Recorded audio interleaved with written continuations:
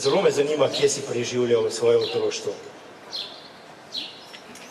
Jaz vem, na Plečnikovih. Pravzaprav smo začeli nekje v centru mesta, torej pri bivšem radiu Maribor. Tam je bil eno dvorišče in tam je bila tudi ekspres tajnica, prijazne tajnice, ki so me imele rade kot otroka in tja sem potem tu in tam zahajal, dobil kakšne bombone. Torej, živeli smo v sobi, veliki sobi, ki je bila pregrajena na 2 dela. En del je bil dnevna soba, drugi del pa je bila kuhinja in vse ostalo. Okna smo tudi imeli, eno majhno. Odraščala sem na Pobrežju, na velikem dvorišču z velikim vrtom. In bili smo ena taka lepa sosedska banda in hodili smo se žaklat po zimi na breg svili. Kradli smo sveče na pokopališču, imeli smo zajčke in kure. Zelo lepo je bilo.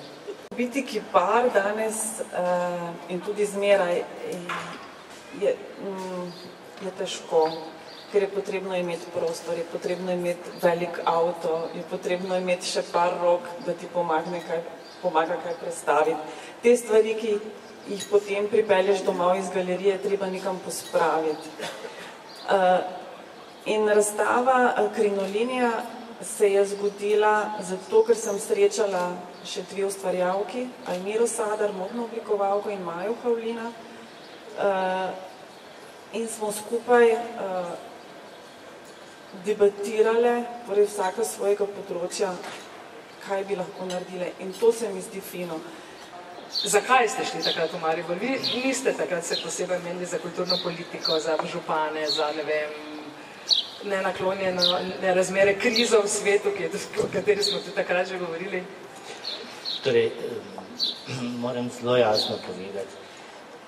Ves naš koncept je bil samo v vsebini in likovnem delovanju. Nam je bilo čisto vseeno, kje smo. Res, da tukaj smo imeli mame, ki so nam kuhale, torej je bilo tukaj bolje. Imeli smo prostor, v katerem smo lahko delali, to pomeni, nič nam ni manjkalo. Lahko si ure in ure, dneve in dneve delovati delo. To je bilo bistveno. Ali je lokacija, neko mesto, neka vas pomembna iztočnica za delovanje? Je recimo Maribor dovolj veliko izhodišče za umetniškega ustvarjalca? V Mariboru je zelo lepo ustvarjati. Jaz se zelo dobro tukaj počutim, ampak seveda vsake toliko je treba iti. Ne čutim te potrebe, da bi pa morala zdaj biti nekje drugje, da zdaj izgubljam čas. Jaz sem vedno izhajal iz slike in seveda ideja po širitvi slike me je vodila.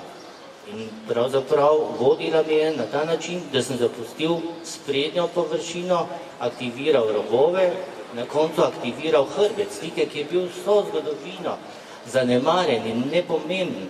In potem sem celo sliko vzel iz stene in jo postavil v prostor. Ampak še vedno slika govori skozi obliko in barvo. In kadar likovno delo govori preko barve, je to slika. To, kar mi je bilo všeč pri Italijanih, je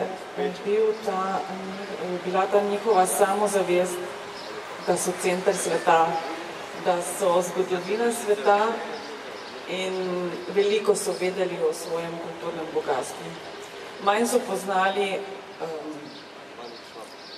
kulturo drugih dežel in jezike drugih dežel, ampak oni imajo res ogromno materiala, to vrednotijo, to cenijo in v njih je ta zavest.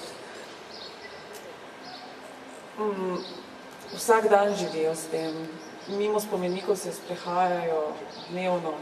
In okolje, v katerem sem se jaz izobraževala, je bilo prepojeno s tem.